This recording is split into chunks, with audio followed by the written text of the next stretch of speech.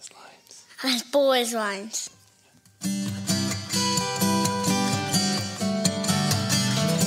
As bold as lions.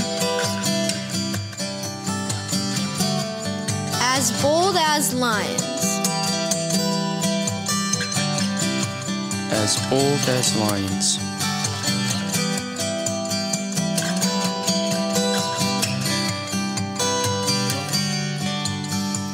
You're listening to the As Bold as Lions podcast.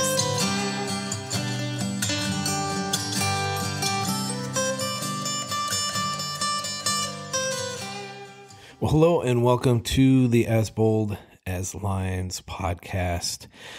Today's title, Christmas, New Year's, and Beyond, somewhat of a lofty title in all of that, but we'll get to that in a little bit.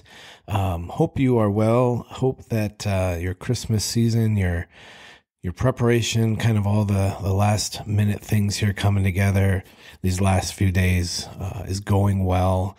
As I record this, got my cup of coffee and just looking out kind of the street view of my house, the window that I have that looks right out on my front yard and kind of across the street, and the neighbors have this cool nativity scene that's just set up right there, and kind of every day as I go outside, it's right there to kind of sort of is there to greet me, whether or not that's why they put it there. That's sort of what I personally take from it, and I love that. I love that it's a greeting of what Christmas is every day in this season, and they could leave it up year round for all I care, because I need that reminder all the time. And so just cool. As I'm recording this, I'm looking out, seeing that, and the sun is shining. It's been kind of on the cooler side, but here in Middle Tennessee, we're dealing with that, and winter is relative. It's a relative term in terms of what you experience and kind of what your tolerance is for winter. And I used to be able to tolerate extreme cold, not that I liked it, but could deal with those wind chills and those snow drifts and the kind of a cold that takes your breath away when you walk outside and get hit with it in the moment. But now I'm probably not trained, or my body's not really used to that anymore, and having been removed from that type of a winter for a few years now. So now even the slightest bit of cold here, when we have this extreme heat, we have kind of the opposite during the summer. But when we have this cold, when it starts to get into the 30s and the 20s, and there's a little bit of frost on the windows in the morning of the car and things like that, I'm not loving that. So I'm kind of, I know all my northern friends and anybody, family listening to this knows I've gone soft, and yes, I will readily admit that. Send warm socks, send, hats, anything. We'll take it down here, gloves, because the sooner I can get through this little cold snap of things and onto warmer things, the better. So anyway, that's my kind of winter rant. I haven't ranted about the weather, or kind of done a little bit of banter about that for a while. So there you go. There you have it. This is the last episode of 2023. Cue sad music, sad trombones, whatever you want to throw in there. But it's been good. I get a little sentimental at the end of a year, the start of a new year. I kind of have all this bundled up sort of emotion about things, looking forward to what's next, but also kind of looking back and being like, wow, what all took place this year.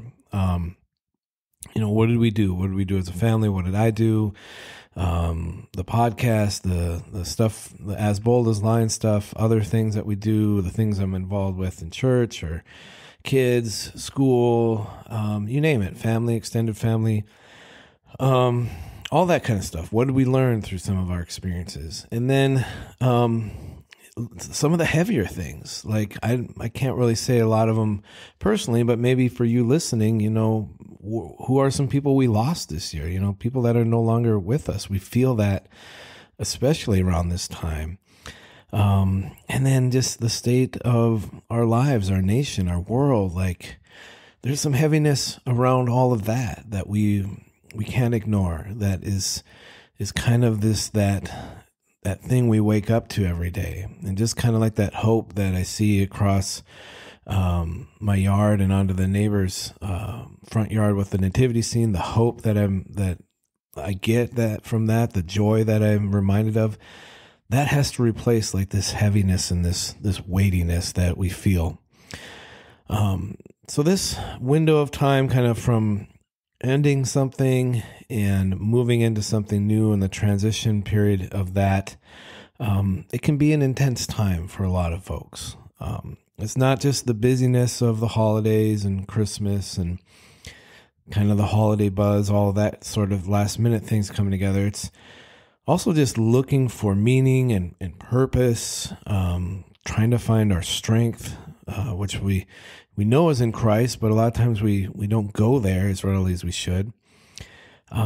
Just trying to navigate life for this time, and then wanting to finish well, wanting to kind of enjoy the Christmas time we have, and then New Year's, getting excited for that, getting excited for 2024, wanting to start strong and then carry that momentum into next year. And so I haven't really done a podcast like this before, where I've sort of just wrapped up everything and just said one big mash, and like we're just going to kind of finish Christmas, talk about New Year's, just get a little bit of vision for next year, all that. I haven't really done something all in one before, and as I was kind of scripting this out and figuring this out, I'm like, I hope this kind of makes sense. Hope where I'm coming from is going to land. But I know there's that kind of tension that many of us are feeling of just finishing one thing, starting something new, and wanting to start well, wanting to see next year go really well. As I thought about some of these things, I was looking into this. There's a verse from Ecclesiastes that I came across, and leave it up to Solomon to speak wisdom and knowledge into something as big as this, and to just kind of cuts through all of it to the heart of what we need to hear through this. So it's Ecclesiastes 7 verse 8. It says this: better is the end of a thing than its beginning, and the patient in spirit is better than the proud in spirit. Kind of focusing on that very first part. Better is the end of a thing than its beginning. And I was just reminded, wrote a devotional, actually when the new year starts, it's based around this verse and this concept as well. But it's important to start. Yeah, we have to start things. We can't really go anywhere unless we start. So the new year, has to begin. We have to finish this year. But it's even more important to finish well.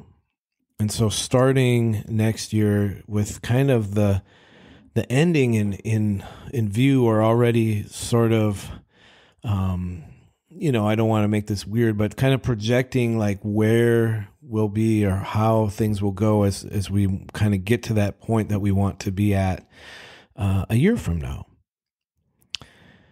And so sort of talking about Christmas, talking about New Year's, talking about just well into next year, where is life going to take us?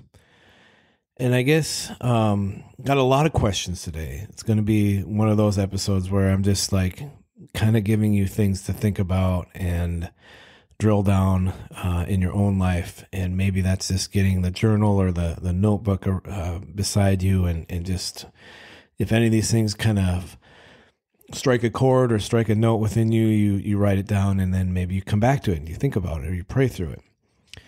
But just looking at Christmas, are you where you want to be? Am I where I want to be with the Lord, in contrast to where we were at a year ago. And I may not even remember a year ago that well, other than to say, yeah, it was crazy and there was, the normal stuff going on, but was Christmas, was the focus of it, the meaning of it, where, I came to the manger, came to see the cross, see all of that through Jesus once again. And in that year's time, have I grown in my walk with the Lord? Has my relationship somehow deepened in Him? Have I gotten to a place where I feel like my faith has gotten to another level or another step of kind of dependence, and there's been growth and there's been fruit? And am I able to then in this season just enjoy Christmas and take a step back and consider the gift once again of this newborn baby coming into the world? Winding out a little bit, how have your relationships developed this year, from friends and family to coworkers or students, peers, people you rub elbows with, neighbors, whoever? How have those maybe deepened or even had the opportunity to bring Jesus into those interactions? Has that been something you've seen over the course of a year?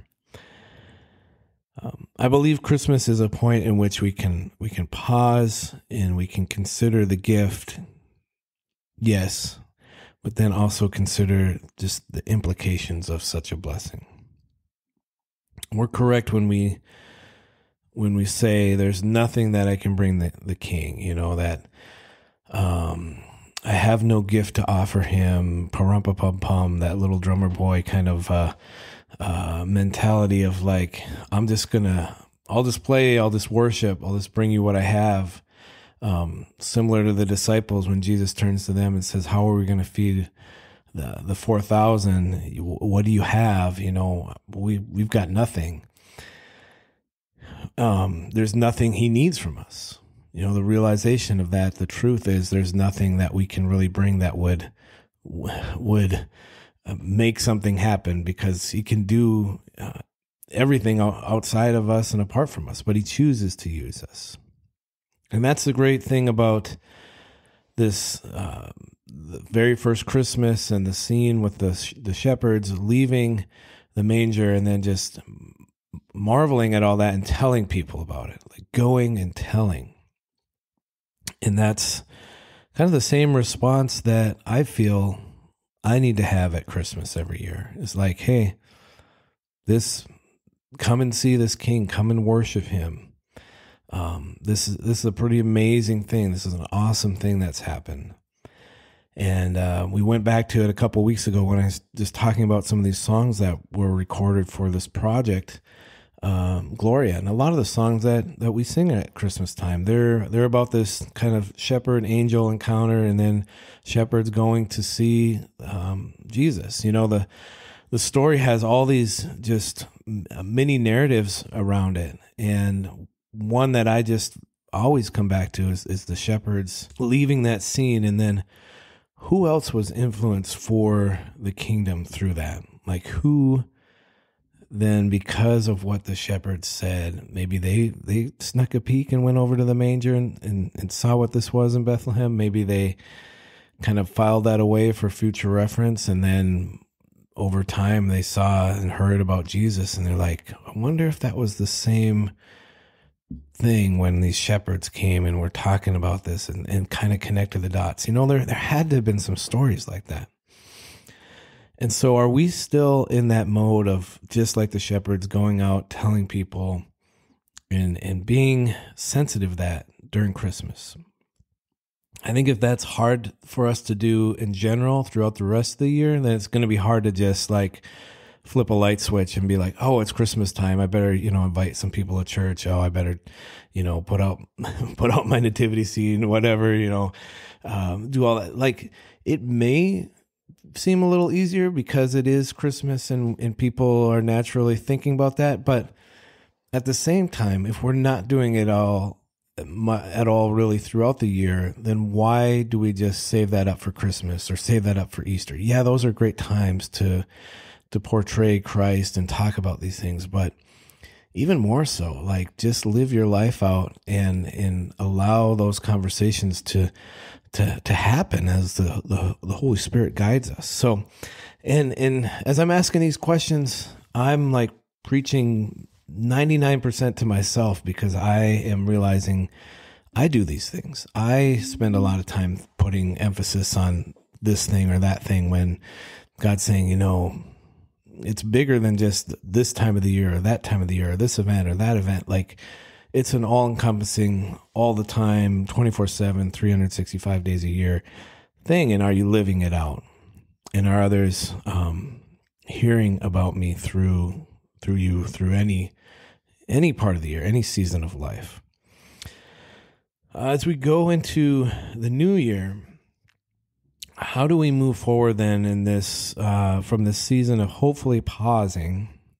Because I am encouraged, and I'm just wanting other people to take the time to pause at Christmas. How do we move forward from this season of pausing when we're taking a look at the manger, and then go forward once again? And this is the same thing I say, like, every year at Christmas time. I've been hearing it for years. I've been saying it for years. I really preach it over myself every year of, like,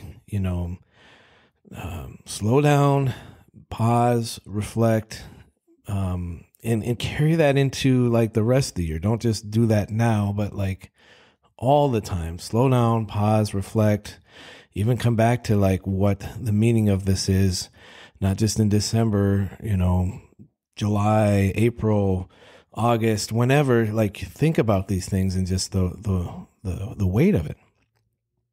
And so, I've got my own family, my own responsibilities and things as a husband and as a father. I've got the things I do kind of ministry related. Both my wife and I have been active in our church, and this year came into some roles that are staff roles once again in various ministries in our church. And then, Christmas can kind of be this busy, perfect storm of things with that. So, I'm going through just the things that all the balls I'm trying to keep in the air. I've got this ministry with As Bold as Lions, which trying to always put new content out, get the devotionals out, trying to get the video devotionals kind of kicked back up and started again. And that's something hopefully to look forward to in 2024. Do some blogging with that. Just make this an encouraging thing. A lot of my time is spent doing that and praying for people, because I get floods of requests of people every week on social media and through email and stuff. So this thing has kind of grown and it's become, a busier thing, which is great. I'm not saying any of that for, complaining or anything. And then, music related things that I'm working on. So songwriting and worship and recording, getting the opportunities to go out and share some of this music. So all those things, kind of the hats that maybe I wear or the things that I'm like involved with. And I think you can go through that laundry list of your life too, and just kind of go line by line through all of this. What are some of the things you're involved with? What are some of the obligations that you have? And the more that we kind of have and that we commit to, the more there's a tendency to let something slip or let someone or somebody down. Most often it's going to be our personal walk and our quiet time with the Lord if we're not careful to guard that. So I'm convicted to then take what maybe I'm doing right now and focusing a little bit more on guarding that, to take that into the new year. To say, Lord, I want to begin 2024 continuing to meet like this, continuing to just be slow and pulling away from things that are distractions and focusing on you. one thing that I just kind of realized as I was looking through some notes and just different things is that there's a tendency in this time, especially, to be more of a Martha than a Mary spirit. And help me to take on that Mary spirit that just pauses and worships you, not to be so concerned about doing things and getting tasks done, that I just want to worship you through this time. And perhaps you feel that too. Perhaps you're wanting that. You're desiring that. How do we do more of that Mary type of thing, less of that Martha thing, at least in this aspect, and avoid getting closer to burnout and exhaustion? How do we find that, 1, 2, 5, 7 months into next year? How do we keep doing that? So today, as you've probably gathered, isn't as neat as some of the podcasts that I've done. Maybe not quite as long either. I don't know. It's not like a 3-point type of thing. We've covered a lot of ground over the year, over the length of this podcast, looked into many topics. I'd encourage you to kind of go back and read anything or listen to anything that kind of piques your interest. Because there's some things that I hope will just kind of continue to stay relevant and worth going towards as we go back. And as we kind of wrap up and move into the conclusion of this episode, I want to leave you with some questions. And yeah, I know I've already been asking a lot of questions. Some apologies for that. But I want to leave you with 3 things that you can look into or you can consider as you finish this year and you look beyond into next year. These are personal things. So, you should find some time to reflect if you want to go through these, some time to think about them and prayerfully consider them. I'm going to kind of, as I've scripted this out and reflected upon it myself, I'm going to kind of share what God's revealed through each of these questions, just as an example to perhaps spur you on and help you. Just try to summarize my own answers in each of these areas. So here we go.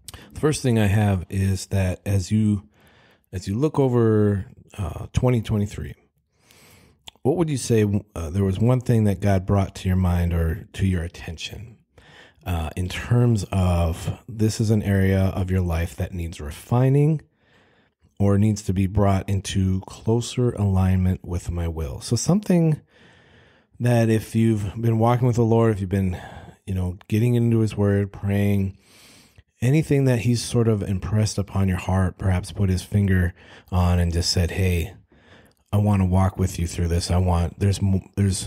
There's some victory that we can have in this area if you'll continue to surrender to me. Maybe something this year. And that may require just hitting pause here and thinking about that for a minute. Psalm 139, verse 23 and 24. I love these verses. Search me, O God, and know my heart. Try me and know my thoughts. And see if there be any grievous way in me, and lead me in the way everlasting. So it's kind of like, as you go into this question, it's almost just praying that right there, like, search me, God, know me, kind of lead me to what is either offensive or grieves your Holy Spirit, anything that I need to work on, to kind of surrender, submit, lay down before you. So in that, and just my own honesty and my own, like what I've dealt with and what I continue to at times wrestle with is just my own issue of finances and money and surrendering that before the Lord. I think a lot of times I just try to play God over those things and have control.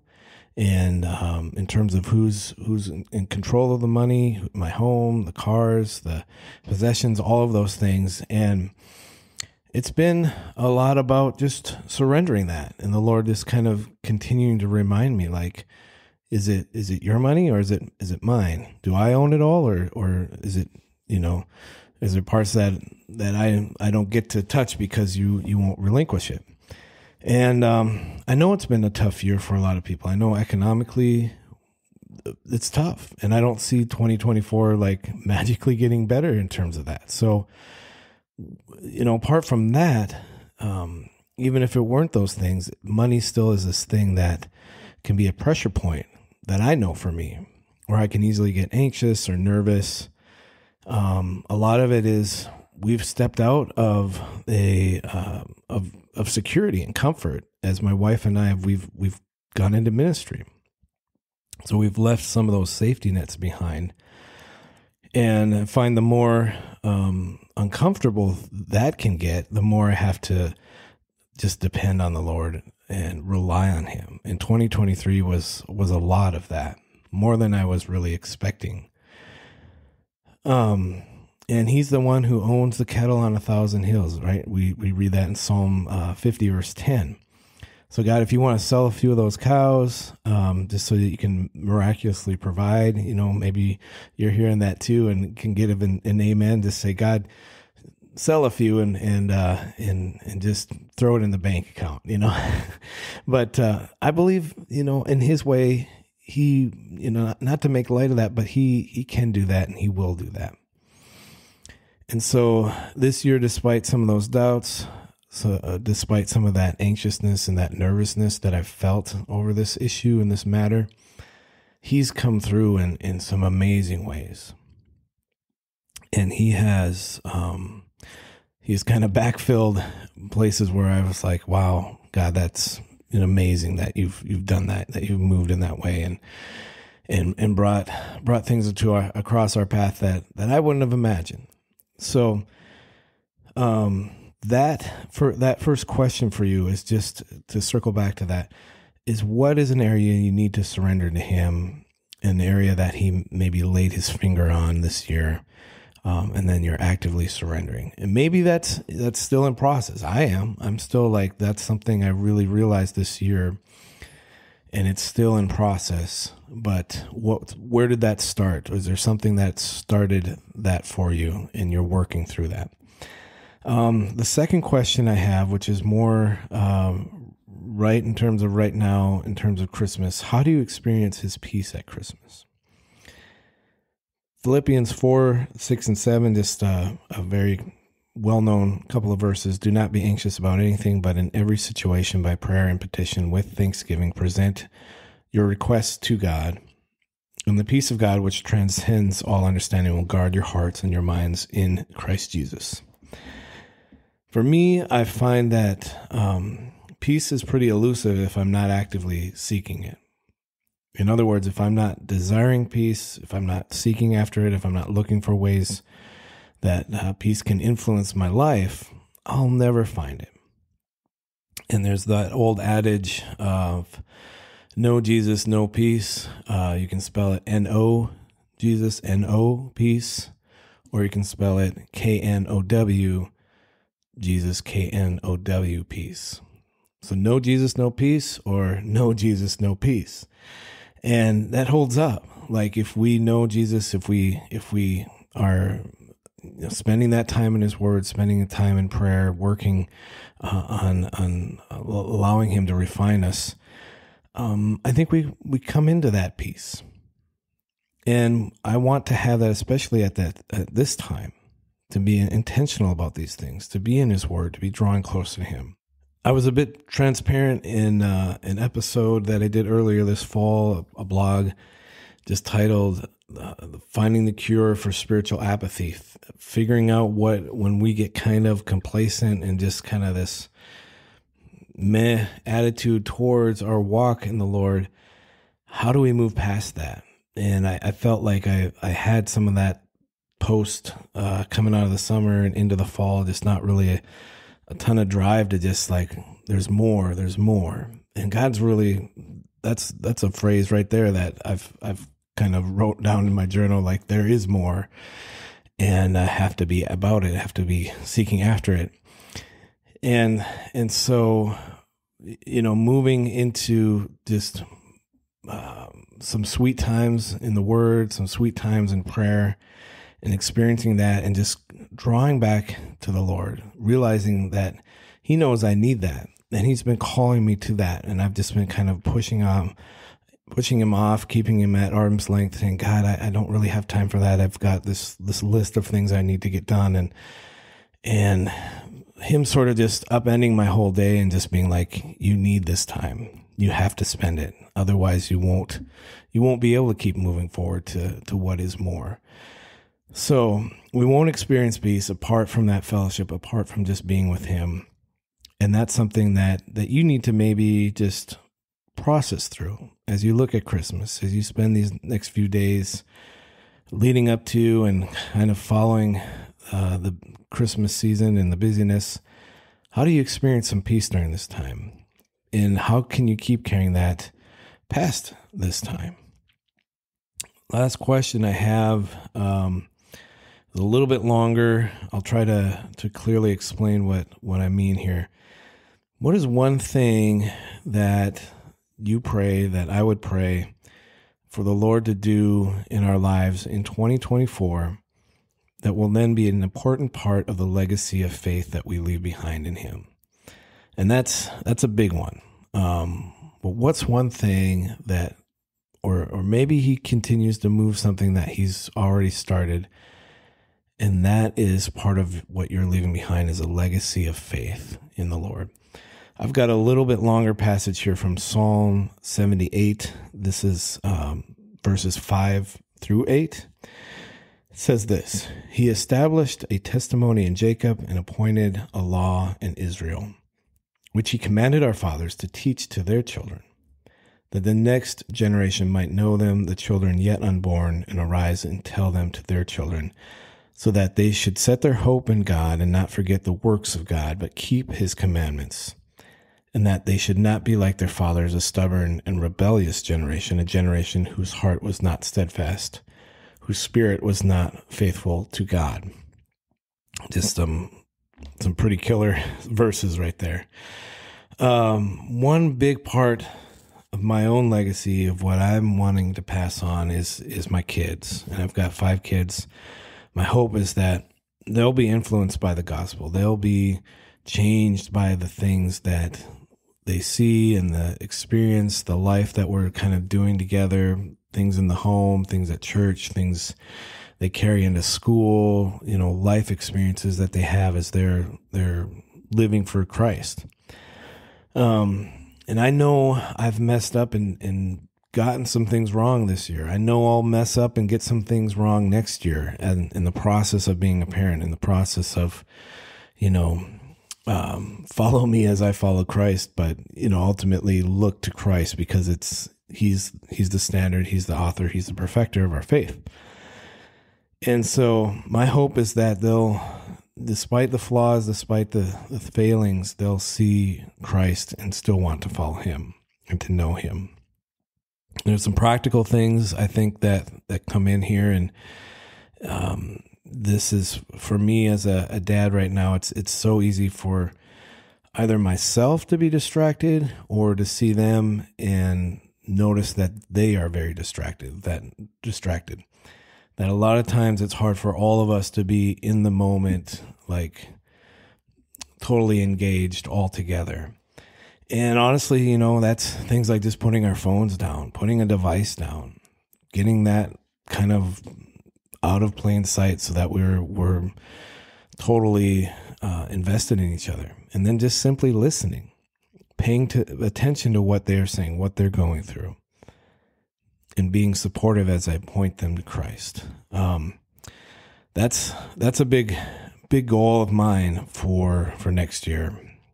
And I know that some of that is just, there's habits in place. There's bad habits that just need to be broken. And sometimes that is hard to break out of those patterns, but it needs to happen. And it's a healthy thing. So I'm asking the Lord to kind of shake us up a little bit and get us where we need to be. It's easy to go through life with kind of these blinders on and just kind of stay in our little cocoon or bubble or whatever you want to say, and just kind of we're a culture just defined by immediate gratification, and if we're on a social media thing, we're looking for that quick like or comment or something that just kind of fills us up, and we get so wrapped up in that. That's just one example, but that's just something that has such a hold on us. So again, I'm preaching here to myself. I'm preaching to what I want to do better as I go into this, and I feel like that's somehow tied into this whole aspect of legacy. Like, I want to be known for the time I spent and the words I spoke over my kids and pointing them to Jesus. Does our legacy outlive us? Does it point to Christ? When we are gone, the money we had, the stuff we might leave behind, it's all going to be of very little value or consequence. But what did I pass along that did have a value, that was eternal, something that it matters?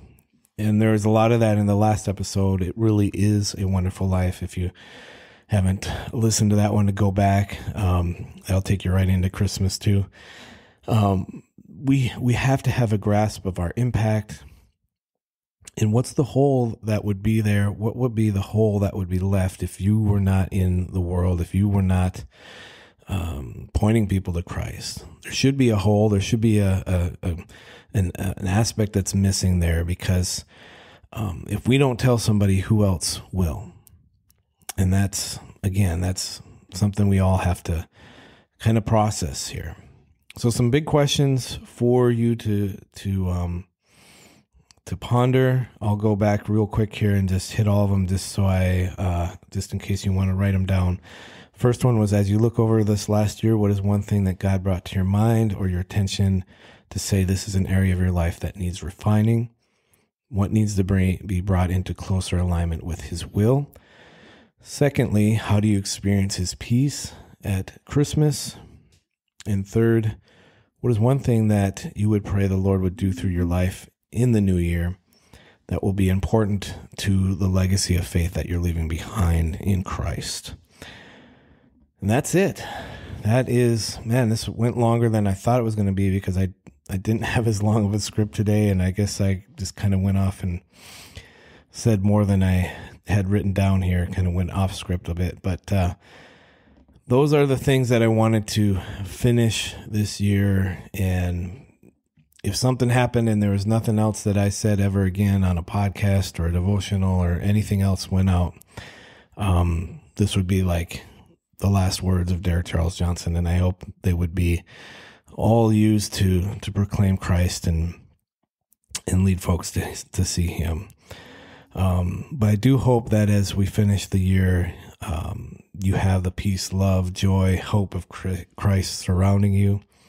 It's been great to bring some podcasts to just kind of bring all this together, and then have people listen to them throughout the world and give feedback and just kind of correspond and know that somehow God's using just a weak, feeble man and voice like myself, and can multiply it just like those loaves and fish. Again, info@derekcharlesjohnson.com is my email, and I'd love to hear from you if there's more that you want to talk about, or just some things you want to say, whatever it would be. I will leave you with our theme verse, Ephesians 5:15-17. It says, "Be very careful then how you live, not as unwise, but as wise, making the most of every opportunity, because the days are evil. Therefore, do not be foolish, but understand what the Lord's will is." Guys, Merry Christmas. Happy New Year. We will see you again in 2024. Take care. God bless. Hey guys, this is Derek Charles Johnson. You have been listening to the As Bold as Lions podcast. I am a blogger, a songwriter, an artist.